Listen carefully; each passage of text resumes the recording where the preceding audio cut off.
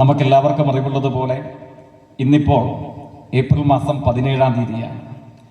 കൃത്യം 7-ാം ദിവസം കേരളം ഉൾക്കൊള്ളുന്ന ഇന്ത്യൻ സംസ്ഥാനങ്ങളിൽ പാർലമെന്റ് തെരഞ്ഞെടുപ്പിൻ്റെ 2ാം ഘട്ടത്തിൻ്റെ ഔദ്യോഗിക പ്രചരണം 7-ാം ദിവസം അവസാനിക്കുകയാണ്.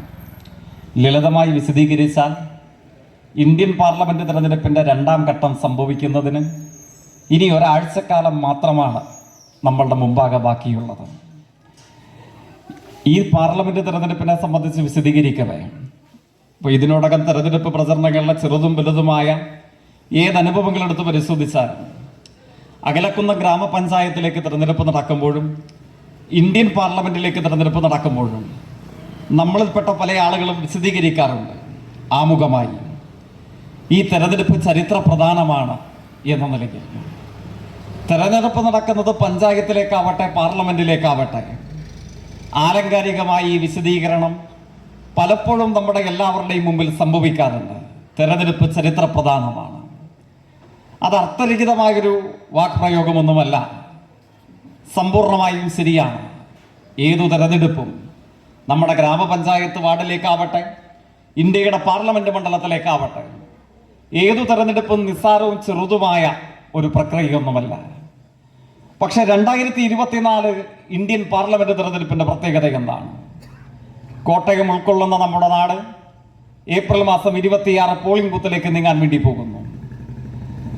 കുറച്ച് നാളുകൾക്ക് പുറകിൽ വെച്ചിട്ടാണ് മലയാളത്തിന്റെ എക്കാലത്തെയും പ്രിയപ്പെട്ട കവികളിലൊരാളായ സച്ചിദാനന്ദൻ അദ്ദേഹം അല്പകാലം മുമ്പ് പറയുകയുണ്ടായി, മലയാളത്തിലെ ചില വാക്കുകളെങ്കിലും ഉപയോഗിച്ച് പഴക്കം വന്നതാണ്. ഗൗരവപൂർണമായ ചില കാര്യങ്ങളെ വിശദീകരിക്കാൻ ചില പുതിയ വാക്കുകളെ മലയാളം കണ്ടെത്തേണ്ടിയിരിക്കുന്നു എന്ന് അദ്ദേഹം വിശദീകരിക്കുന്നുണ്ട്.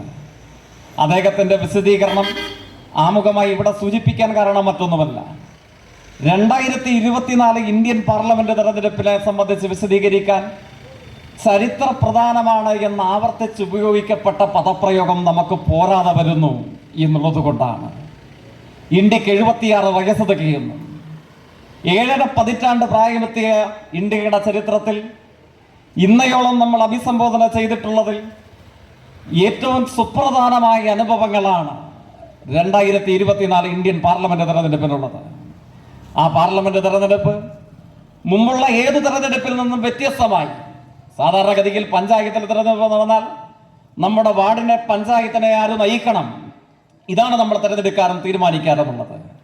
നിയമസഭയിൽ തെരഞ്ഞെടുപ്പ് നടന്നാൽ നമ്മുടെ സംസ്ഥാന ഭരണത്തെ ആര് നിയന്ത്രിക്കണം, ഏതു രാഷ്ട്രീയം നയിക്കണം, ഇത്യാദി കാര്യങ്ങളാണ് നമ്മൾ തെരഞ്ഞെടുക്കാറുള്ളത്.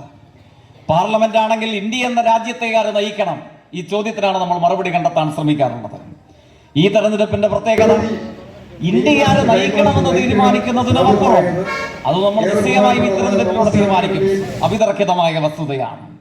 ഇന്ത്യ ആര് നയിക്കണമെന്ന് തീരുമാനിക്കുന്നതിനുമപ്പുറം ഇന്നു കാണുന്ന ഇന്ത്യ ഇങ്ങനെ നിലനിൽക്കേണ്ടതുണ്ടോ, ആ ചോദ്യത്തിന് കൂടെയാണ് ഈ തെരഞ്ഞെടുപ്പ് മറുപടി എഴുതാൻ വേണ്ടി പോകുന്നത്. അത്തരമൊരു ചോദ്യചിഹ്നത്തെ നമ്മൾ അഭിസംബോധന ചെയ്യേണ്ടവരെന്ന സ്വതന്ത്ര ഇന്ത്യയുടെ ചരിത്ര ദശാസന്ധികളുടെ ആദ്യത്തെ അനുഭവത്തിനാണ് ഏപ്രിൽ 26 വഴി നമ്മൾ മറുപടി നൽകാൻ വേണ്ടി പോകുന്നത്. എന്തുകൊണ്ടാണ് ഇന്ത്യ നിലനിൽക്കണോ എന്ന ചോദ്യത്തെ നമ്മുടെ നാട് അഭിസംബോധന ചെയ്യുന്നത്? ഞാൻ വിശാലവും വിപുലവുമായ ദേശീയ രാഷ്ട്രീയ സംഭവവികാസങ്ങളുടെ വിശദാംശങ്ങളിലേക്കൊന്നും പോകുന്നില്ല. കുറച്ച് വർഷാന്തരങ്ങൾക്ക് പുറകിൽ വെച്ചിട്ടാണ് ഇന്ത്യൻ വിജ്ഞാനത്തിന്റെ നവസായി നമ്മൾ കരുതാറുള്ള സ്വാമി വിവേകാനന്ദൻ അദ്ദേഹത്തിന്റെ സുപ്രസിദ്ധമായ ചിക്കാഗോ പ്രഭാഷണം, ആ ചിക്കാഗോ പ്രഭാഷണത്തിന് 125-ാം വാർഷികം ആഘോഷിച്ചത് അല്പവർഷങ്ങൾക്ക് പുറകിൽ വെച്ചിട്ടാണ്. ചിക്കാഗോ പ്രഭാഷണത്തെ കുറിച്ച് തന്നെ ടാഗോർ പറയുന്നുണ്ട്, ലോകം ഇന്ത്യയെ ആദ്യമായി ശ്രമിച്ച കാലം, അങ്ങനെയാണ് ചിക്കാഗോ പ്രഭാഷണത്തെ ടാഗോർ വിശദീകരിക്കുന്നത്. അന്നയോളമുള്ള ഇന്ത്യൻ അനുഭവത്തിൽ നിന്ന് വ്യത്യസ്തമായി ലോകമെമ്പാടുമുള്ള വിവിധ രാഷ്ട്രങ്ങളിലെ വാർപ്പു മാതൃകകളായി നമ്മുടെ നാട് വിലയിരുത്തിപ്പോന്ന വിവിധ രാജ്യങ്ങളിലെ ശ്രദ്ധേയ വ്യക്തിത്വങ്ങൾ ഈ ലോകത്തിന്റെ ചരിത്രത്തിൽ ആദ്യമായി ഇന്ത്യയെ സാഗൂതം ശ്രദ്ധിച്ച കാലയളവ് എന്ന നിലയിലാണ് ചിക്കാഗോ പ്രഭാഷണത്തെ ടാഗോർ വിലയിരുത്തുന്നത്. എന്റെ പ്രിയപ്പെട്ട സഹോദരി സഹോദരന്മാരെ, എന്ന അഭിസംബോധനയോടുകൂടെ ഇന്നയോളമുള്ള ലോകത്തിന്റെ പ്രഭാഷണ ചരിത്രത്തെ ത്രസിപ്പിക്കുമാറ് വിവേകാനന്ദ സ്വാമികൾ സംഭാഷണം ആരംഭിച്ച സമയം, അതാണ് ചിക്കാഗോ പ്രഭാഷണത്തിന്റെ പ്രത്യേകത. ആ പ്രഭാഷണത്തിന്റെ പ്രസക്തമായ ഒരു ഘട്ടത്തിൽ വിവേകാനന്ദ സ്വാമികൾ ഇന്ത്യയെ സംബന്ധിച്ച് വിശദീകരിക്കുന്നുണ്ട്. കമ്മ്യൂണിസ്റ്റ് പാർട്ടിയുടെ അംഗമല്ല, ഇന്ത്യയിലെ ലോകത്തിലെ ഇടതുപക്ഷ രാഷ്ട്രീയത്തിന്റെ പ്രവർത്തകനോ പ്രചാരകനോ നേതാവോ ആരുമല്ല. ലോകമാദരിക്കുന്ന ഇന്ത്യൻ വിജ്ഞാനത്തിന്റെ നവസായ സന്യാസി ശ്രേഷ്ഠമായ ജീവിതത്തിന്റെ ലോക പ്രതീകമായി വിവേകാനന്ദൻ ഇന്ത്യയെ വിശദീകരിക്കാൻ ശ്രമിക്കുന്നുണ്ട്. 2-3 വാചകങ്ങൾ അദ്ദേഹം ഇപ്രകാരം പറയുന്നു: ലോകമെമ്പാടും ഏതു ഗ്രാമനഗരാന്തരങ്ങളിലും പീഡിപ്പിക്കപ്പെട്ട ഒരു മനുഷ്യനുണ്ടോ? അക്രമം ഏറ്റുവാങ്ങേണ്ട വരുന്ന സാധാരണക്കാരനായ ഒരു മനുഷ്യനുണ്ടോ? അതേപോലെ ഒരാൾക്ക് ചവിട്ടി നിൽക്കാൻ മണ്ണും കണ്ണുയർത്തി നോക്കുവാൻ ആകാശവും കൊടുക്കുന്ന, ലോകത്തിൽ ഏതു മനുഷ്യനും ഇടമൊരുക്കി കൊടുക്കുന്ന രാഷ്ട്രത്തിന്റെ ചുരുക്കപ്പേരാണ് ഇന്ത്യ എന്ന് അദ്ദേഹം വിശദീകരിക്കുകയാണ്.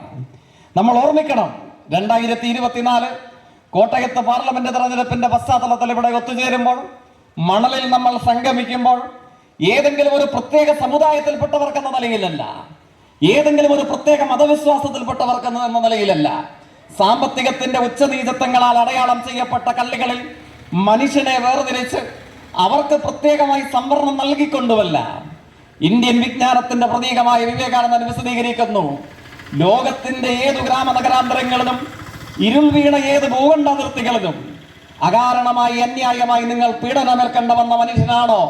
നിങ്ങൾക്ക് മണ്ണൊരുക്കി നൽകുന്ന ലോകത്തിലെ ആതിഥേയമരുളുന്ന ഏക രാഷ്ട്രത്തിന്റെ ചുരുക്കപ്പേരാണ് ഇന്ത്യ എന്നതൊക്കെ വിശദീകരിക്കുകയാണ്. ആ ഇന്ത്യ നിലനിൽക്കേണ്ടതുണ്ടോ? അതാണ് ഇടതുപക്ഷ ജനാധിപത്യ മുന്നണി തെരഞ്ഞെടുപ്പിൽ ഉയർത്തുന്ന ചോദ്യം. ഇടതുപക്ഷം വിഭാവനം ചെയ്ത ഇന്ത്യയല്ല, ഇന്ത്യയുടെ വിജ്ഞാനത്തിന്റെ നവസായിരുന്ന സന്യാസി ശ്രേഷ്ഠമായ ജീവിതത്തിന്റെ അഭിമാനർഹമായ പ്രതീകമായ സ്വാമി വിവേകാനന്ദൻ നിർവചിച്ച, അദ്ദേഹം വിശദീകരിക്കാൻ ശ്രമിച്ച ഇന്ത്യ നിലനിൽക്കേണ്ടതുണ്ടോ? അതാണ് ഈ പാർലമെന്റ് തെരഞ്ഞെടുപ്പിലൂടെ നമ്മൾ വിലയിരുത്തേണ്ടത്. അതോ സാധാരണക്കാരും നിരപരാധികളുമായ മനുഷ്യായുസ്സുകൾക്ക് ഭ്രഷ്ട് കൽപ്പിക്കുന്ന, അവരെ പുറന്തള്ളുന്ന, ഉൾക്കൊള്ളലിന്റെ പ്രത്യയശാസ്ത്രത്തിന്റെ കടക്കൽ കത്തിവെക്കുന്ന, വേർതിരിവിന്റെയും വിഭാഗീയതയുടെയും വിദ്വേഷത്തിന്റെയും അനുഭവങ്ങൾക്ക് വളക്കൂറുള്ള ഒരു പുതിയ ഇന്ത്യയെ, അപകടപൂർണമായ അനുഭവങ്ങളുള്ള, മനുഷ്യത്വ വിരുദ്ധതയുടെ കൊടിയടയാളത്താൽ ആലേഖനം ചെയ്യപ്പെട്ട ഒരു പുതിയ ഇന്ത്യ ഇവിടെ സംഭവിക്കേണ്ടതുണ്ടോ? ഇതാണ് ഈ തെരഞ്ഞെടുപ്പ് ഉയർത്തുന്ന ചോദ്യം എന്ന് പറയുന്നത്. അവിടെ നിങ്ങൾക്ക് തോന്നാം, അതും കോട്ടയത്തെ ഇടതുപക്ഷ ജനാധിപത്യ മുന്നണിയുടെ സിറ്റിംഗ് MP ആയ ശ്രീ തോമസ് ചാഴികാടന്റെ വിജയവും ഈ നിർവചനവും തമ്മിൽ എന്ത് ബന്ധം? ഇതായിരിക്കാം നമ്മളിൽപ്പെട്ടവർക്കുണ്ടാകാൻ സാധ്യതയുള്ള ഒരു ചോദ്യം. അതും ഇടതുപക്ഷ ജനാധിപത്യ മുന്നണിയുടെ രാഷ്ട്രീയവും തമ്മിൽ എന്ത് ബന്ധം? ഇതായിരിക്കാം സ്വാഭാവികമായി ഇടതുപക്ഷ വിരുദ്ധ രാഷ്ട്രീയമുള്ളവ ഉയർത്താൻ സാധ്യതയുള്ള ചോദ്യം. എന്താണ് പ്രത്യേകത? ഞാൻ എല്ലാ വിശദാംശങ്ങളിലേക്ക് പോകുന്നില്ല. അല്പ ദിവസങ്ങൾക്ക് പുറകിൽ ഇന്ത്യ ഞെട്ടലോടുകൂടെ കേട്ട ഒരു വാർത്തയുണ്ട്. ആ വാർത്ത ഇന്ത്യയുടെ തലസ്ഥാന നഗരിയിൽ നിന്നാണ്. തലസ്ഥാന നഗരിയിലെ മുഖ്യമന്ത്രിയായ അരവിന്ദ് കെജ്രിവാളിനെ സംഘപരിവാർ രാഷ്ട്രീയത്തിന്റെ വേട്ടപ്പട്ടികളുടെ സംഘമെന്ന് വിശേഷിപ്പിക്കാൻ കഴിയുന്ന എൻഫോഴ്സ്മെന്റ് ഡയറക്ടറേറ്റ്, ഒരു സംഘം മാത്രമല്ല, അതിൽ ഇൻകം ടാക്സ് ഡിപ്പാർട്ട്മെന്റ് ഉണ്ട്, എൻഫോഴ്സ്മെന്റ് ഡയറക്ടറേറ്റ് ഉണ്ട്, നാഷണൽ ഇൻവെസ്റ്റിഗേഷൻ ഏജൻസി എന്ന NIA ഉണ്ട്, സെൻട്രൽ ബ്യൂറോ ഓഫ് ഇൻവെസ്റ്റിഗേഷൻ എന്ന CBI ഉണ്ട്. CBIയും EDയും ITയും NIAയും മുതലുള്ള യൂണിയൻ ഗവൺമെന്റിന്റെ അടിമ സംഘങ്ങളായി മാറിയ അന്വേഷണ ഏജൻസികൾ സമീപ ദിവസങ്ങൾക്ക് പുറകിൽ വെച്ചിട്ടാണ് ഡൽഹിയുടെ മുഖ്യമന്ത്രിയെ അറസ്റ്റ് ചെയ്തത്. അസ്വാഭാവികവും അസാധാരണവുമായ അനുഭവമായിരുന്നു. എന്താണ് അറസ്റ്റ് ചെയ്യാൻ കാരണം? മറ്റൊന്നുമല്ല, ഇന്ത്യയുടെ യൂണിയൻ ഗവൺമെന്റിന്റെ രാഷ്ട്രീയ നേതൃത്വമായ RSS സംഘപരിവാരം ആഗ്രഹിച്ചത് ജനുവരി 22 എല്ലാം തങ്ങളുടെ കൈപ്പിടിയിൽ ഒതുങ്ങും. ഇന്ത്യയുടെ ആയിരക്കണക്കിന് ഗ്രാമനഗരാന്തരങ്ങളിൽ ശതകോടിക്കണക്കിന് വരുന്ന മനുഷ്യായുസ്സുകൾ ഹൃദയം പകുത്തു നൽകുമാറ് സ്നേഹവായ്പോടുകൂടെ ഇന്ത്യൻ വർഗീയ രാഷ്ട്രീയത്തിന്റെ പുത്തൻ അനുഭവങ്ങളെ സ്വീകരിക്കുമെന്നുള്ളതായിരുന്നു ഇവർ തെറ്റിദ്ധരിച്ചിരുന്നത്. അത്തരമൊരു സംഭവം ഇന്ത്യയിൽ ഉണ്ടായില്ല എന്ന് മാത്രമല്ല, ഇലക്ട്രൽ ബോണ്ട് എന്ന ഇന്ത്യ ഇന്നയോളം കണ്ട ഏറ്റവും വലിയ കൊടിയ അഴിമതി തുറന്നു കാട്ടപ്പെട്ടത് സമീപ ദിവസങ്ങൾക്ക് പുറകിലാണ്. അഡ്വക്കേറ്റ് ഷാദിൻ ഫറാസത്ത് ഇന്ത്യൻ സുപ്രീം കോടതിയിൽ ഇലക്ട്രൽ ബോണ്ടിനെതിരായി കേസ് സമർപ്പിച്ച അഭിഭാഷകൻ എന്ന നിലയിൽ വാദമുന്നയിച്ച ഏറ്റവും സുപ്രധാനമായ അഭിഭാഷകൻ അഡ്വക്കേറ്റ് ഷാദിൻ ഫറാസത്താണ്. ആ ഇലക്ട്രൽ ബോണ്ട് റദ്ദാക്കിക്കൊണ്ടുള്ള സുപ്രീം കോടതി ഉത്തരവ്, അത് വരുന്നതിന്റെ ഏറ്റവും ഒടുവിലത്തെ സിറ്റിംഗ്, ആ സിറ്റിംഗ് ലൈവ് ലോ എന്ന ഓൺലൈൻ പോർട്ടൽ റിപ്പോർട്ട് ചെയ്യുന്നുണ്ട്. മനോരമ നമ്മളോട് ഇത് പറയില്ല, മാതൃഭൂമി വിശദീകരിക്കില്ല. 7 മണി മുതൽ 10 മണി വരെ നീണ്ടു നിൽക്കുന്ന പ്രൈം ന്യൂസ് അവർ ഡിബേറ്റുകൾ എവിടെയും ലക്ഷണമൊത്ത ഇന്ത്യൻ അഴിമതി കഥയുടെ വർത്തമാനകാല പ്രതീകമായ ഇലക്ട്രൽ ബോണ്ട് കോർപ്പറേറ്റ് കള്ളന്മാരുടെ തീന്മേശയിൽ നിന്ന് ഇന്ത്യയിലെ ഏതൊക്കെ പാർട്ടികൾ കള്ളപ്പണം വാങ്ങി തിന്നു എന്നതിനെ സംബന്ധിച്ചുള്ള വിവരം ഒരൊറ്റ മാധ്യമവും സത്യസന്ധമായി നമ്മളോട് വിശദീകരിക്കില്ല. എന്താണ് പ്രത്യേകത? ഇന്ത്യയിൽ ഏതാണ്ട് നമ്മൾ അറിയപ്പെടുന്നതും അറിയപ്പെടാത്തതുമായ 28-ലധികം വരുന്ന രാഷ്ട്രീയ പാർട്ടികൾ കള്ളന്മാരുടെ തീന്മേശയിൽ നിന്ന് താഴേക്ക് വലിച്ചെറിഞ്ഞ കോർപ്പറേറ്റ് കള്ളപ്പണത്തിന്റെ ഉപഭോക്താക്കളാണ്. അത് വാങ്ങിയിട്ടാണ് ഇവർ പാർലമെന്റിൽ കോട്ടയത്ത് വന്ന് മത്സരിക്കുന്നത്. നിങ്ങൾ തെറ്റിദ്ധരിക്കണ്ട. വയനാട് എം പി കുറച്ച് ദിവസങ്ങൾക്ക് പുറകിൽ വാർത്താ സമ്മേളനം നടത്തി പറഞ്ഞു, ഞങ്ങൾക്ക് ട്രെയിൻ ടിക്കറ്റ് എടുക്കാൻ പണമില്ല, അതുകൊണ്ട് ഞങ്ങളുടെ പ്രചരണ പരിപാടികൾ അവസാനിപ്പിക്കുകയാണ്. ഏത്? ഇന്ത്യ അടക്കി ഭരിച്ചിരുന്ന കോൺഗ്രസിന് കേരളത്തിലും കോട്ടയത്തും വയനാടും ഇന്ത്യയിലും ട്രെയിനിൽ പോയി പ്രചരണം നടത്താനുള്ള പണമില്ലാത്രേ. എന്താണ് ഇലക്ട്രൽ ബോണ്ടിൽ സമീപ ദിവസത്ത് വന്ന വാർത്ത വിളിച്ചു പറയുന്നത്? 1-2 കോടിയല്ല, 1806 കോടി രൂപയാണ് ഏറ്റവും ഒടുവിലത്തെ മാധ്യമ വാർത്ത പ്രകാരം ഇന്ത്യയിലെ കോൺഗ്രസ് കൈപ്പറ്റിയത്. നമ്മളിൽപ്പെട്ട പല ആളുകളും 1 ലക്ഷം രൂപ തികച്ച് കണ്ടിട്ടുള്ള അനുഭവം പലർക്കും കുറവായിരിക്കും. അപ്പോഴാണ് എന്ത് കേൾക്കുന്നത്? 1808 കോടി രൂപ ആര് പറ്റിയിരിക്കുന്നു? ഇന്ത്യയിലെ കേരളത്തിലെ കോൺഗ്രസ് പറ്റിയിരിക്കുന്നു. ആരിൽ നിന്ന് പറ്റിയിരിക്കുന്നു? ഇന്ത്യയിലെ ലക്ഷണമൊത്ത കള്ളന്മാരിൽ നിന്ന്. കള്ളപ്പണം ഉപയോഗിച്ച് തടിച്ചു വീർത്ത ഇന്ത്യയിലെ ലക്ഷണമൊത്ത കള്ളന്മാരിൽ നിന്ന് അവരുടെ തീന്മേശയിൽ നിന്ന് താഴേക്ക് വലിച്ചെറിഞ്ഞ എല്ലും കഷ്ണങ്ങൾ എന്നതുപോലെ ആ കള്ളപ്പണം 1800 കോടി സ്വീകരിച്ചിട്ടാണ് കോട്ടയം പാർലമെന്റിൽ UDF-ന്റെ സ്ഥാനാർത്ഥി മത്സരിക്കുന്നത്. അപ്പൊ BJP-യുടെ സ്ഥാനാർത്ഥിയോ? സംശയിക്കേണ്ടതില്ല, അദ്ദേഹം മറ്റു ചില നിറങ്ങൾ അവകാശപ്പെടുന്നുണ്ട്, അതവിടെ ഇരുന്നോളട്ടെ. കോട്ടയം പാർലമെന്റ് മണ്ഡലത്തിലെ BJP പിന്തുണയുള്ള സ്ഥാനാർത്ഥി മത്സരിക്കുന്നത് ഏതു പണവുമായിട്ടാണ്? മണലിൽ നിന്ന് ഏതെങ്കിലും സാധാരണക്കാരുടെ വീടാന്തരം കയറി ഇറങ്ങി ഇടതുപക്ഷ ജനാധിപത്യ മുന്നണിയുടെ പ്രവർത്തകർ പൈസ പിരിക്കുന്നത് പോലെ പിരിച്ച്, ചുവരെഴുതി, പോസ്റ്റർ ഒട്ടിച്ച്, നോട്ടീസ് പതിച്ച്, ബോർഡ് വെച്ച്, പ്രചരണം സംഘടിപ്പിച്ച്, പര്യടനം നടത്തി, യോഗവും മറ്റു കോർണർ യോഗങ്ങളും സംഘടിപ്പിച്ച്, അങ്ങനെയാണോ കോട്ടയത്തെ BJP-യുടെ പിന്തുണയുള്ള സ്ഥാനാർത്ഥി മത്സരിക്കുന്നത്? ലക്ഷണമൊത്ത കള്ളന്മാരുടെ കയ്യിൽ നിന്നും 8608 കോടി രൂപയാണ് ഇന്ത്യയിലെ BJP സ്വീകരിച്ചത്. ആ പണം ഏറ്റുവാങ്ങിയിട്ടാണ്, അതിന്റെ ഉച്ഛിഷ്ടം കൈകളിൽ ഏറ്റുവാങ്ങിയിട്ടാണ് കോട്ടയം പാർലമെന്റ് മണ്ഡലത്തിൽ BJP-യുടെ പിന്തുണയുള്ള സ്ഥാനാർത്ഥി മത്സരിക്കുന്നത്. ഈ കള്ളന്മാർക്ക് ഒപ്പുചാർത്തി കൊടുക്കേണ്ടതുണ്ടോ? ഇതാണ് ഈ പാർലമെന്റ് തെരഞ്ഞെടുപ്പ് ഉന്നയിക്കുന്ന ഏറ്റവും പ്രധാനപ്പെട്ട ചോദ്യം. അഡ്വക്കേറ്റ് ഷാദൻ ഫറാസത്ത് ഈ വാദം ഉന്നയിക്കവേ ഇന്ത്യൻ സുപ്രീം കോടതിയുടെ ചീഫ് ജസ്റ്റിസ് ചോദ്യം ചോദിക്കുന്നുണ്ട്. പത്രവാർത്തകളല്ല, കോടതി മുറിയിൽ സംഭവിച്ച സംഭാഷണമാണ്. ഇന്ത്യയുടെ chief justice of India justice DY Chandrachud അവരുടെ സംഭാഷണത്തെ ലൈവ് ഇങ്ങനെയാണ് റിപ്പോർട്ട് ചെയ്യുന്നത്. ആദ്യ ചോദ്യം എന്താണ്? Are you not ashamed to come here? അതാണ് ചന്ദ്രചൂഡിന്റെ ആദ്യത്തെ ചോദ്യം. അങ്ങേക്ക് നാണമാകുന്നില്ലേ ഇവിടെ വന്ന് നിൽക്കുവാൻ? വിയോജിപ്പിന്റെ കലമുയർത്തി അഡ്വക്കേറ്റ് ഷാദൻ ഫറാസത്ത് തിരികെ ചോദിക്കുന്നുണ്ട്, അങ്ങ് എന്താണ് അങ്ങ് അപ്രകാരം ഒരു ചോദ്യം എന്നോട് ചോദിക്കുന്നത്? നിങ്ങളൊരു രാഷ്ട്രീയ പാർട്ടിയുടെ വക്കാലത്തുമായിട്ടാണ് ഇവിടെ വന്ന് നിൽക്കുന്നത്. ഇന്ത്യയിലെ ഏതാണ്ട് എല്ലാ പാർട്ടികളും കോർപ്പറേറ്റ് കള്ളന്മാരിൽ നിന്ന് ഈ കള്ളപ്പണം കോടാനുകോടി വരുന്ന തുക സംഭാവനയായി സ്വീകരിച്ചവരാണ്. ആ സംഭാവന സ്വീകരിച്ചിട്ട് സുപ്രീം കോടതിയിൽ അതിനെതിരെ കേസ് നടത്താൻ നിങ്ങൾക്ക് നാണമാകുന്നില്ലേ? അതാണ് ചന്ദ്രചൂഡ് ചോദിക്കുന്നത്.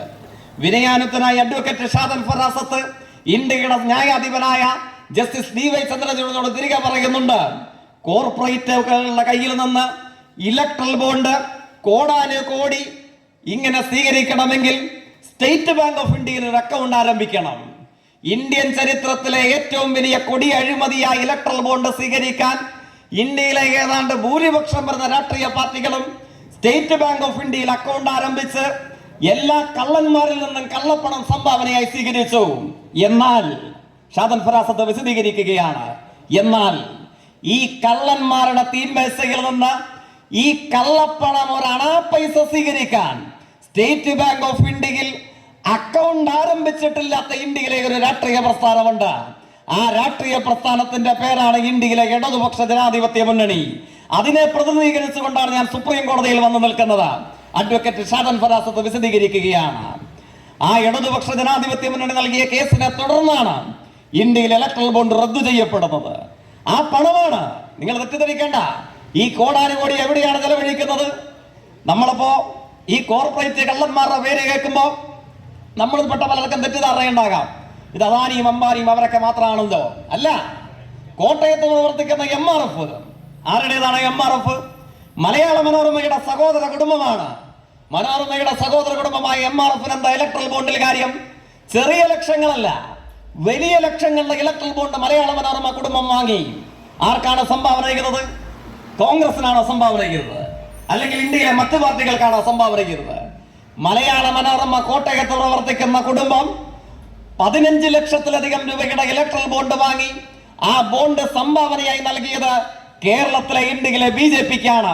എന്താണ് മനോരമ കുടുംബം? UDFന്റെ അനൗദ്യോഗിക മുഖപത്രമായി, കോൺഗ്രസിന്റെ അനൗദ്യോഗിക മാധ്യമമായി പ്രവർത്തിക്കുന്ന മനോരമ എന്തുകൊണ്ട് ലക്ഷങ്ങൾ വാങ്ങി BJPക്ക് സംഭാവന ചെയ്തു? മറയ്ക്കാൻ ചെറിയ കള്ളങ്ങളല്ല ഉള്ളത്. ഏത് കള്ളത്തരം ചെയ്താലും ബോണ്ടായി കുറച്ച് നക്കാപ്പിച്ച BJPയുടെ ആഫീസിലേക്ക് ഇട്ടുകൊടുത്താൽ, അവിടെ നിന്ന് ശേഷിക്കുന്നത് കോൺഗ്രസിന്റെ ആഫീസിലേക്ക് കൊടുത്താൽ ഈ രാജ്യത്ത് സമാധാനമായി ജീവിക്കാം. ഇതായിരുന്നു അഴിമതി. ആ നക്കാപ്പിച്ച കോടാനുകോടി സ്വീകരിക്കാതെ, അതിനുവേണ്ടി ബാങ്ക് അക്കൗണ്ട് പോലും ആരംഭിക്കാതെ, ലക്ഷണമൊത്ത ഇന്ത്യയിലെ ഏറ്റവും വലിയ കൊടി അഴിമതിയെ അവസാനിപ്പിക്കാൻ സുപ്രീം കോടതിയെ രാഷ്ട്രീയ സമരായുധമായി വികസിപ്പിച്ചത് ഇന്ത്യയിലെ ഇടതുപക്ഷമാണ്. ആകാശത്തോളം വലിപ്പമുള്ള, ഗിരിനിരകളോളം മഹിമയുള്ള രാഷ്ട്രീയ നിലപാടാണ് ഇന്ത്യയിലെ ഇടതുപക്ഷത്തിൻ്റെത്. അതുകൊണ്ട് ബോണ്ട് റദ്ദ് ചെയ്യപ്പെട്ടു. ബോണ്ട് എന്തിനു വേണ്ടിയിട്ടാണ് ഉപയോഗിച്ചത്? നമ്മൾ വിചാരിക്കും ഇന്ത്യൻ പ്രധാനമന്ത്രിക്കും സംഘത്തിനും മാത്രമായിരിക്കും ബോണ്ട് എന്നുള്ളത്. വെറുതെ പറഞ്ഞതല്ല. BJPയുടെ പിന്തുണയുള്ള കോട്ടയത്തെ സ്ഥാനാർത്ഥിക്ക് ബോണ്ട് കിട്ടിയിട്ടില്ലേ? ആ കിട്ടിയ ബോണ്ട് പല സ്ഥലങ്ങളിലും വാരി വിതറുന്നില്ലേ? നമ്മൾ കാണുന്നില്ലേ? ഓരോ പരിപാടികൾക്കും നിങ്ങൾ മണലിൽ വെച്ചിരിക്കുന്ന ഇടതുപക്ഷ ജനാധിപത്യ മുന്നണി സ്ഥാനാർത്ഥിയുടെ ബോർഡ് ചിത്രം നോക്കാം. ആ ബോർഡിന്റെ ചുവട്ടിൽ കാണും ഏത് ബൂത്ത് കമ്മിറ്റി, ഏത് ഇലക്ഷൻ കമ്മിറ്റി, ഏത് പഞ്ചായത്തിൽ, ഏത് മേഖലയിൽ. അങ്ങനെ കാണാൻ വേണ്ടി കഴിയും. NDAയുടെ ബോർഡ് ഇവിടെ വെച്ചിട്ടുണ്ട്.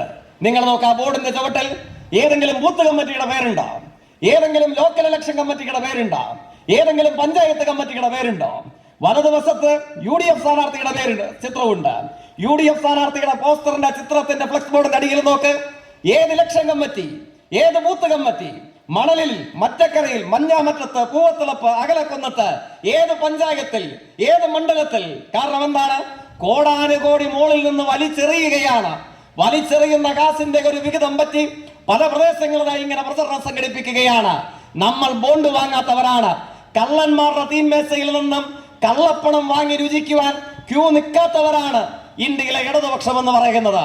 അപ്പൊ നമുക്ക് അല്പ സാമ്പത്തിക ബുദ്ധിമുട്ടുണ്ടാകും. മണലിലും മറ്റക്കരയിലും മഞ്ഞാമറ്റത്തും പൂവത്തിളപ്പും അകലക്കുന്നത്തും ഒക്കെയുള്ള സാധാരണക്കാരും നിസ്തുരമായ മനുഷ്യരുടെ വീടാന്തരം കയറിയിറങ്ങിയിട്ടാണ് രാഷ്ട്രീയ പ്രവർത്തനത്തിന്, തെരഞ്ഞെടുപ്പ് പ്രവർത്തനത്തിനുള്ള പണം നമ്മൾ സ്വരൂപിക്കുന്നത്. അത് ഉപയോഗിച്ചിട്ടാണ് ഇത്തരം യോഗങ്ങൾ സംഘടിപ്പിക്കുന്നത്. അവിടെയാണ് നിങ്ങൾ കാണേണ്ടത്. അപ്പൊ ഈ ബോണ്ടിലെ തുക എങ്ങോട്ടേക്കാണ്? അത് BDJS-നോ BJPക്കോ UDF-നോ ബോർഡ് വെക്കാൻ മാത്രമുള്ള തുകയല്ല. നിങ്ങൾ കഴിഞ്ഞ ദിവസം കണ്ടില്ലേ, ഇവിടെ തൊട്ടപ്പുറത്തെ മണ്ഡലം കാഞ്ഞിരപ്പള്ളി നിയോജക മണ്ഡലമാണ്, പത്തനംതിട്ട പാർലമെന്റ് മണ്ഡലമാണ്. ആരാണ് അവിടെ BJPയുടെ സ്ഥാനാർത്ഥി? അറക്കപ്പറമ്പിൽ കുര്യൻ ആന്റണിയുടെ മകൻ. 33-ാമത്തെ വയസ്സിൽ കേരളത്തിന്റെ മുഖ്യമന്ത്രി സ്ഥാനത്തേക്ക് അവരോധിതനായ, ഇന്നയോളമുള്ള കേരളീയ ചരിത്രത്തിലെ ഏറ്റവും ചെറുപ്പക്കാരനായ മുഖ്യമന്ത്രിയുടെ മകനെ എങ്ങനെ BJPക്ക് സംഭാവനയായി ലഭിച്ചു? ഈ ബോണ്ട് കൊടുത്ത് കുറച്ച് വലിച്ചെറിഞ്ഞു. പത്മജ വേണുഗോപാൽ മുതൽ പത്മിനി തോമസ് വരെ, അനിൽ K. ആന്റണി മുതൽ KS രാധാകൃഷ്ണൻ വരെ, മലപ്പുറം പാർലമെന്റ് മണ്ഡലത്തിൽ BJPയുടെ സ്ഥാനാർത്ഥിയായ അബ്ദുൾ സലാം മുതൽ കണ്ണൂർ പാർലമെന്റ് മണ്ഡലത്തിൽ മത്സരിക്കുന്ന C. രഘുനാഥ് വരെ എവിടെ നിന്ന് കിട്ടിയതാണ്? കേരളത്തിലെ കോൺഗ്രസിന്റെ സംഭാവനയാണ്. എന്തുകൊണ്ടാണ് കേരളത്തിലെ കോൺഗ്രസുകാർ ഇങ്ങനെ വരിയായി ഈ തെരഞ്ഞെടുപ്പിൽ BJP-യായി മാറാൻ കാര്യം? BJPക്ക് സംഭാവന കിട്ടിയ കുറച്ച് കോടികളിൽ ഒരു ചെറിയ അംശം കോൺഗ്രസിന്റെ ആഫീസിലേക്ക് വലിച്ചെറിഞ്ഞു. കോൺഗ്രസ് ആഫീസിലേക്ക് വലിച്ചെറിഞ്ഞപ്പോഴോ, വലിച്ചെറിയപ്പെട്ട പണത്തിന് മുമ്പിൽ RSS വെച്ച് നീട്ടിയ അധികാര കസേരയ്ക്ക് മുമ്പിൽ സ്വയം വിൽപ്പന ചരക്കായി, ഉപകരണങ്ങളായി ഇന്ത്യയിലെ മാത്രമല്ല കേരളത്തിലെ പത്തനംതിട്ടയിലെ, തൃശ്ശൂരെ, എറണാകുളത്തെ, കോട്ടയത്തെ കോൺഗ്രസുകാർ മാറുന്നു. ആ അനുഭവത്തിനാണ് കേരളം സാക്ഷ്യം വഹിച്ചുകൊണ്ടിരിക്കുന്നത്. കേരളത്തിൽ പാർലമെന്റ് തെരഞ്ഞെടുപ്പിൽ വിവിധ മണ്ഡലങ്ങളിലെ BJPയുടെ സ്ഥാനാർത്ഥികൾ, അതിലേതാണ്ട് പകുതിയോളം ആരുടെ സംഭാവനയാണ്? കേരളത്തിലെ UDFന്റെ സംഭാവനയാണ്, കോൺഗ്രസിന്റെ സംഭാവനയാണ്. അവിടെയാണ് ഈ തെരഞ്ഞെടുപ്പ് ഏറ്റവും പ്രസക്തമായ ചോദ്യം ഉയർത്തുന്നത്. RSS കുറച്ച് കാശ് വെച്ച് നീട്ടുമ്പോൾ, അധികാര പദവികൾ തരുമ്പോൾ, രാഷ്ട്രീയത്തിന്റെ അന്തസത്തയെ ചോർത്തിക്കളയാത്തവരായി ഇന്ത്യയിൽ ആരവശേഷിക്കുന്നു? ഇതാണ് ഈ തെരഞ്ഞെടുപ്പ് ചർച്ച ചെയ്യുന്ന ഏറ്റവും പ്രധാനപ്പെട്ട യോഗം. മണലിലും മണിപ്പൂരിലും ഒരേപോലെ ഉയരുന്ന ഒരു ചുവരെടുത്തേ ഉള്ളൂ. എന്താണ് ആ ചുവരെടുത്ത്? മണലിലായാലും മണിപ്പൂരിലായാലും അകലക്കുന്നത്തായാലും ഇൻഡോറിലായാലും കർണാടകയിലായാലും മഞ്ഞാമറ്റത്തായാലും ഈ പാർലമെന്റ് തെരഞ്ഞെടുപ്പ് ശ്രദ്ധയും സമഗ്രവുമായ ഒരൊറ്റ ചോദ്യമേ മുമ്പോട്ടേക്ക് വെക്കുന്നുള്ളൂ. ആ ചോദ്യം എന്ന് പറയുന്നത് വർഗീയതയ്ക്ക് മുമ്പിൽ കീഴടങ്ങാത്തവർ ആരാണ് എന്നുള്ളതാണ്. വർഗീയത എന്ന് കേൾക്കുമ്പോൾ മുട്ടിടിക്കാത്തവരാര്, ശിരസ് കുനിക്കാത്തവരാര്, മുട്ടിലിഴയാത്തവരാര്, വർഗീയതയ്ക്ക് മുമ്പിൽ മതനിരപേക്ഷ രാഷ്ട്രീയത്തിന്റെ പതാക ഒറ്റുകൊടുക്കാത്തവരാര്? ഈ ചോദ്യം മാത്രമാണ് ഈ തെരഞ്ഞെടുപ്പ് ഏറ്റവും സമഗ്രമായി ചർച്ച ചെയ്തത്. അത് മണലിലെ മാത്രം ചോദ്യമല്ല, മഞ്ഞാമറ്റത്തിന്റെയോ കോട്ടയത്തിന്റെയോ മാത്രം ചോദ്യമല്ല. ഇന്ത്യയുടെ ആയിരക്കണക്കിന് വരുന്ന ഗ്രാമനഗരാന്തരങ്ങളിൽ ശതകോടിക്കണക്കിന് വരുന്ന മനുഷ്യായുസ്സുകൾ ഉയർത്തുന്ന ചോദ്യമാണ്. വർഗീയത എന്ന് കേൾക്കുമ്പോൾ ഭയന്ന് വിറയ്ക്കാത്തവർ, മുട്ടിലിഴയാത്തവർ, ശിരസ് കുനിക്കാത്തവർ ആരെ എന്നുള്ളതാണ്. ആ ചോദ്യത്തിന് മുമ്പിൽ നിങ്ങൾക്ക് UDF-നെ പ്രതീക്ഷ അർപ്പിക്കാൻ വേണ്ടി കഴിയുമോ? ഇവിടെ UDF ആണ് തിരഞ്ഞെടുക്കപ്പെടുന്നതെങ്കിൽ നമുക്ക് എന്ത് ഉറപ്പുണ്ട്? അയാൾ BJP ആഫീസിൽ നിന്ന് ലഭിക്കുന്ന അപ്പക്കഷ്ണങ്ങൾ വാങ്ങി രുചിച്ച് നാളെ RSS ആയി സ്വയം വിൽപ്പന ചരക്കായി മാറില്ല എന്നെന്തുറപ്പാണുള്ളത്? നമ്മുടെ അയൽ മണ്ഡലങ്ങളിൽ അത്രയും മത്സരിക്കുന്ന സ്ഥാനാർത്ഥികൾ കാശ് കിട്ടിയാൽ ഏത് കോൺഗ്രസ്സുകാരനും BJP ആയി മാറും എന്ന അനുഭവത്തിന്റെ നേർസാക്ഷ്യങ്ങളാണ് ഇത്. നമ്മുടെ ഒരു രാഷ്ട്രീയ പ്രസ്താവനയൊന്നുമല്ല, കണ്ണിന് മുമ്പിൽ തെളിമയാർന്ന അനുഭവങ്ങൾ എന്നതുപോലെ സംഭവിച്ചു കഴിഞ്ഞ ഉദാഹരണങ്ങളാണ്. ഇപ്പോൾ 1-2 ദിവസങ്ങൾക്ക് പുറകെ നമ്മുടെ പാലാ നിയോജക മണ്ഡലത്തിന്റെ ഭാഗമായ പ്രദേശത്ത് ലീഡർ എന്ന് കോൺഗ്രസ്സുകാർ വിളിക്കുന്ന മുൻ മുഖ്യമന്ത്രിയുടെ മകൾ BJP-യുടെ പര്യടനത്തിനായി വന്നു. അവർ വന്നപ്പോൾ നടത്തിയ പ്രഭാഷണം എന്താണ്? ഞാൻ BJP-യിലേക്ക് വന്നത് എന്റെ ജ്യേഷ്ഠന് ചുവപ്പ് പരവതാനി വിരിക്കാനാണ്. തൃശൂർ പാർലമെന്റ് മണ്ഡലത്തിൽ ജ്യേഷ്ഠൻ UDF സ്ഥാനാർത്ഥിയായി മത്സരിക്കുന്നു. അയാൾ പരാജയപ്പെട്ടതിന് ശേഷം നിർബന്ധമായും എന്റെ ജ്യേഷ്ഠനും BJP ആയി മാറും. ഏതെങ്കിലും കോൺഗ്രസ്സുകാരൻ വിയോജിച്ചോ? തള്ളിപ്പറഞ്ഞോ? ഇങ്ങനെ സംഭവിക്കില്ല എന്ന് പറഞ്ഞോ? കാരണം എന്താണ്? ഏതു കോൺഗ്രസ്സുകാരനും, അത് മണലിലാവട്ടെ, മഞ്ഞാമറ്റത്താവട്ടെ, കോട്ടയത്തോ തൃശ്ശൂരോ എറണാകുളത്തോ പത്തനംതിട്ടയിലോ എവിടെയുമാവട്ടെ, RSS എന്തെങ്കിലും വെച്ച് നീട്ടിയാൽ ഏത് കോൺഗ്രസും RSS ആയി മാറും. അതൊരു ഇന്ത്യൻ അനുഭവം മാത്രമല്ല, അതൊരു കേരളീയ അനുഭവ സാക്ഷ്യമായി മാറിയിരിക്കുകയാണ്. അവിടെയാണ് ഈ തെരഞ്ഞെടുപ്പിൽ ശ്രീ തോമസ് ചാഴികാടന്റെ പ്രത്യേകത. RSS-ന് വലിയ ഭൂരിപക്ഷം ഉണ്ടായിരുന്ന കാലയളവിൽ ഇന്ത്യൻ പാർലമെന്റിൽ കോട്ടയം പാർലമെന്റ് മണ്ഡലത്തെ പ്രതിനിധാനം ചെയ്തയാളാണ് ആദരണീയനായ നമ്മുടെ MP. RSS കോർപ്പറേറ്റ് കള്ളന്മാരുടെ കയ്യിൽ നിന്ന് ചെറിയ കോടിയല്ലല്ലോ, 8000 കോടിയിലധികം വരുന്ന തുക വെച്ച് നീട്ടിയിട്ടുണ്ടാകും. അതിന്റെ മുമ്പിൽ മഞ്ഞളിച്ചു പോയിട്ടില്ല കോട്ടയത്തെ നമ്മുടെ MP. RSS ഭയപ്പെടുത്തിയപ്പോൾ അതിന്റെ മുമ്പിൽ കഴുത്തു കുനിച്ചിട്ടില്ല, നട്ടല് വളച്ചിട്ടില്ല. നമ്മൾ കണ്ടു അദ്ദേഹത്തിന്റെ പ്രചരണവാദികൾ സുപ്രധാനമായ ചില ചിത്രങ്ങൾ. ഒന്ന്, ആദരണീയനായ നമ്മുടെ ശ്രീ ജോസ് കെ മാണിയും ശ്രീ തോമസ് ചാഴികാടനും മണിപ്പൂർ സന്ദർശിക്കുന്ന ചിത്രം നമ്മൾ കണ്ടു. എന്താണ് മണിപ്പൂരിന്റെ പ്രത്യേകത? മണിപ്പൂരിൽ എന്താണ് മണലിന് പ്രസക്തി എന്ന് വേണമെങ്കിൽ ചോദിക്കാം. എന്തുകൊണ്ടാണ് മണിപ്പൂരിനെ സംബന്ധിച്ച് മണലിൽ നിന്ന് സംസാരിക്കേണ്ടതായി വരുന്നത്? നമ്മൾ കുറച്ച് മാസാന്തരങ്ങൾക്ക് പുറകിൽ കണ്ട ഒരു ദൃശ്യം, 2 പെൺകുഞ്ഞുങ്ങളെ നഗ്നരാക്കി കൂട്ടവിചാരണ ചെയ്യിച്ച് പരിപൂർണ നഗ്നരാക്കി കയ്യാമം വെച്ച് ഭ്രാന്തന്മാരായ ഒരു തെമ്മാടിക്കൂട്ടം ഇതേപോലെ ഒരു തെരുവുകളിലൂടെ വലിച്ചെഴിച്ചുകൊണ്ട് പോകുന്ന ചിത്രമാണ് മണിപ്പൂരിൽ നിന്ന് നമ്മൾ കണ്ടത്. ആ മണിപ്പൂരിന്റെ അനുഭവം മണലിൽ ഉണ്ടാകാൻ പാടില്ല. അതുകൊണ്ടാണ് മണിപ്പൂരിനെ കുറിച്ച് മണലിൽ നിന്നുകൊണ്ട് സംസാരിക്കുന്നത്. മണിപ്പൂർ എത്രയോ ആയിരക്കണക്കിന് കിലോമീറ്ററുകൾക്ക് അകലെയാണ്.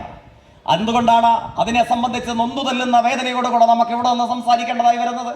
ആ അനുഭവങ്ങൾ മണലിലും മറ്റക്കരയിലും കോട്ടയത്തും കേരളത്തിലും ഉണ്ടാകാൻ പാടില്ല. അതുണ്ടാകാൻ പാടില്ലാതിരിക്കണമെങ്കിൽ അവർക്ക് വേണ്ടി ശബ്ദിക്കാൻ കരുത്തു കാണിച്ച രാഷ്ട്രീയത്തെ നമ്മൾ സ്വീകരിക്കേണ്ടതുണ്ട്.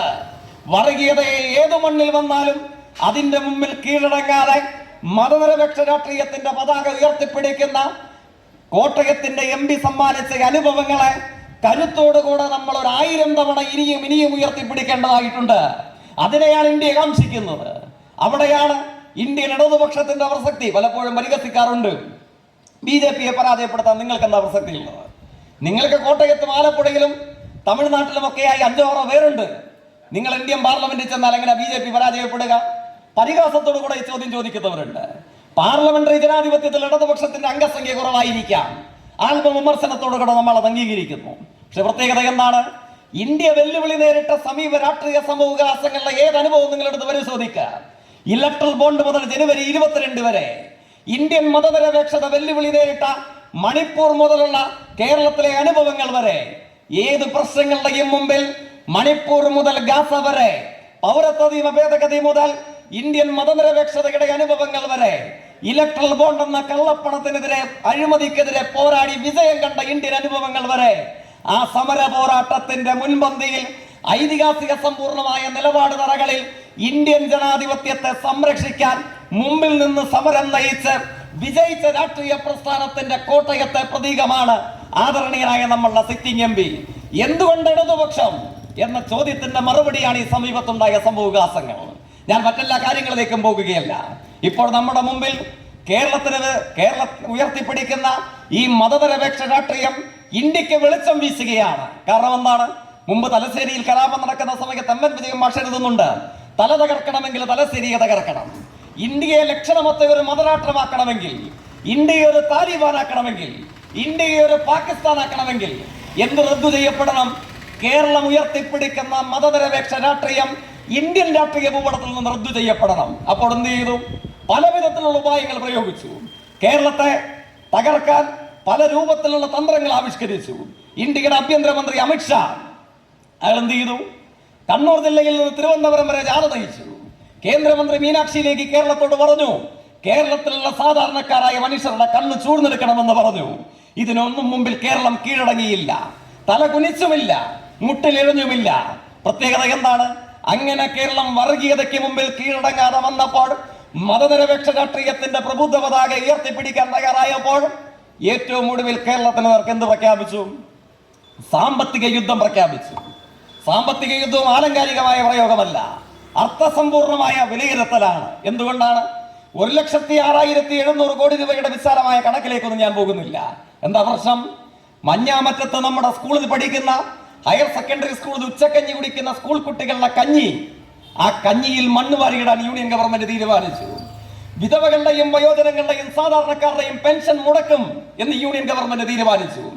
അകലക്കുന്നത്തെ സപ്ലൈകോ പൂട്ടിക്കും, റേഷൻ കടക്ക് താഴെ വീഴ്ത്തും എന്ന് യൂണിയൻ ഗവൺമെന്റ് തീരുമാനിച്ചു. നെൽകർഷകരുടെ വിഹിതം മുടക്കും എന്ന് RSS നേതൃത്വം നൽകുന്ന യൂണിയൻ ഗവൺമെന്റ് തീരുമാനിച്ചു.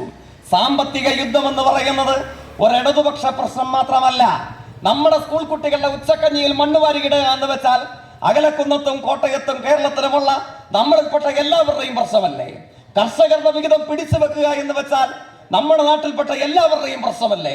UGC സ്കെയിലിൽ ശമ്പളം പറ്റുന്ന അധ്യാപകരുടെ ശമ്പളം മുടക്കുമെന്ന് വെച്ചാൽ നമ്മുടെ നാട്ടിലെ ഒരു രാഷ്ട്രീയ പ്രശ്നമല്ല, എല്ലാ വിഭാഗം ജനങ്ങളുടെയും പ്രശ്നമല്ലേ? സപ്ലൈകോ പൂട്ടിക്കുമെന്ന് പറഞ്ഞാൽ, റേഷൻ കടക്ക് താഴിടുമെന്ന് പറഞ്ഞാൽ, വയോജനങ്ങളുടെയും വിധവകളുടെയും ചുമട്ടുതൊഴിലാളികളുടെയും കർഷകരുടെയും കർഷക തൊഴിലാളികളുടെയും പെൻഷൻ മുടക്കുമെന്ന് പറഞ്ഞാൽ അതൊരു രാഷ്ട്രീയ പ്രശ്നം മാത്രമല്ലല്ലോ, നമ്മളിൽപ്പെട്ട എല്ലാവരുടെയും പ്രശ്നമല്ലേ? എന്തായിരുന്നു പ്രത്യേകത? കുറച്ച് ബോണ്ട് വാങ്ങി RSSന് കൊടുത്താൽ മതി, മനോരമക്കാർ ചെയ്തതുപോലെ. BJPക്ക് മുമ്പിൽ ഒന്ന് തലകുനിച്ചാൽ മതി. അല്ലെങ്കിൽ വയനാട് MP നോമിനേഷൻ കൊടുക്കാൻ പോയപ്പോ കൊടി 4 മടക്കി പോക്കറ്റിൽ വെച്ച് RSSന് ഇഷ്ടമില്ലെങ്കിൽ ഞങ്ങൾ കൊടി ഉയർത്തില്ല എന്ന UDFന്റെ സമീപനം സ്വീകരിച്ചാൽ മതി കേരളത്തിന്. പക്ഷെ എന്താ പ്രത്യേകത? തല പോയാലും ശരി, വർഗീയതയ്ക്ക് മുമ്പിൽ തല കുനിക്കില്ല എന്ന് കേരളം നിലപാട് സ്വീകരിച്ചു. ബൃഹത്തായ സമരങ്ങൾ നടത്തി, ജനകീയ പ്രതിരോധ ജാഥ നയിച്ചു, നവകേരള സദസ്സ് നടത്തി, തിരുവനന്തപുരം മുതൽ കാസർഗോഡ് വരെ മനുഷ്യമക ശൃംഖല തീർത്തു. ഡൽഹിയിൽ മുഖ്യമന്ത്രിയും സംഘവും പോയി സമരം ചെയ്തു. മണലിലും അകലക്കുന്നത്തും പുതുപ്പള്ളിയിലും പാമ്പാടിയിലും ഒക്കെ നമ്മൾ നൊന്തുതല്ലി തൊണ്ടുപൊട്ടമാർ ഉച്ചത്തിൽ കേരളത്തിന് വേണ്ടി മുദ്രാവാക്യം മുഴക്കി. ഏറ്റവും ഒടുവിൽ സുപ്രീം കോടതിയിൽ കേസ് കൊടുത്തു. കേസ് കൊടുത്തപ്പോൾ അതേവരെ കേരളത്തിനൊന്നും തരാനില്ല. ഇത് BJPയുടെ മാത്രം നിലപാടായിരുന്നില്ല, കേരളത്തിലെ കോൺഗ്രസിന്റെ UDFന്റെ നിലപാടായിരുന്നു. കോടതി വിധി എന്താണ്? 13,608 കോടി രൂപ കൊടുക്കാൻ കോടതി വിധിയുണ്ടായി. എങ്ങോട്ടേക്കാ പണം പോയത്? ഇടതുപക്ഷ നേതാക്കന്മാരുടെ വീട്ടിലേക്കാണ്, ഇടതുപക്ഷത്തിന്റെ ഓഫീസുകളിലേക്കാണ് പോയത്. ആ തുക എന്ത് ചെയ്യപ്പെട്ടു? അഭിമാനത്തോടു കൂടെ മണലിൽ നിന്ന് ഇടതുപക്ഷത്തിന്റെ അവസാനത്തെ സഹയാത്രികനും പ്രവർത്തകനും പറയാം, കേരളം പൊരുതി നേടിയ 13,608 കോടി രൂപ ഇങ്ങോട്ടേക്ക് ലഭിച്ചപ്പോൾ അതിന്റെ ആദ്യ വിഹിതം എങ്ങോട്ടേക്കാണ് പോയത്? ഏപ്രിൽ മാസം 14 വിഷു ആഘോഷിക്കുന്നതിന് മുമ്പ് ഈസ്റ്ററിനും വിഷുവിനും ഇടയിൽ 3 ഗഡു സാമൂഹ്യക്ഷേമ പെൻഷൻ ഒരു മാസം കൊണ്ട് ലളിതമായി വിശദീകരിച്ച് ചുരുക്കി പറഞ്ഞാൽ 4,800 രൂപ കേരളത്തിലെ 64 ലക്ഷം കുടുംബങ്ങളുടെ വീട്ടുമുറ്റത്ത് മുടങ്ങാതെ എത്തിക്കുന്നതിന് ഈ കാലയളവ് സാക്ഷ്യം വഹിച്ചു. എങ്ങനെ നേടിയെടുത്ത തുകയാണ്? RSS മുടക്കി കേരളം സമരം ചെയ്ത് പിടിച്ചു വാങ്ങിയ അവകാശമാണ് ആ പെൻഷനായി വീടുകളിലേക്ക് എത്തിയത്. വിഷു ഈസ്റ്റർ ചന്തകൾ നമ്മൾ കണ്ടു. 13 ഇനം സബ്സിഡി സാധനങ്ങളോട് കൂടെ ശബരി കെ റൈസ് 28 രൂപ ജയ മട്ട അരി വിതരണം ചെയ്യുന്നത്. ഇതിനൊക്കെ നമുക്ക് തുക ലഭിച്ചത് എവിടെയാണ്? കേരളം കീഴടങ്ങാതെ പോരാടി നേടിയതാണ്. ഈ രാഷ്ട്രീയം തുടരേണ്ടതുണ്ടോ? അതാണ് കേരളം ഉയർത്തിപ്പിടിക്കുന്ന ചോദ്യം എന്ന് പറയുന്നത്. ഏത് പ്രതിസന്ധികളുടെ നടുവിലും അഭിമാനകരമായ ഐതിഹാസികമായ മഹാമുന്നേറ്റങ്ങൾ കേരളത്തെ അടയാളം ചെയ്യപ്പെട്ട ഒരു കാലയളവിന് കൂടെയാണ് നമ്മുടെ നാട് സാക്ഷ്യം വഹിക്കുന്നത്. അതിന്റെ പ്രതീകമാണ് നമ്മുടെ കോട്ടയം പാർലമെന്റ് MP എന്ന് പറയുന്നത്.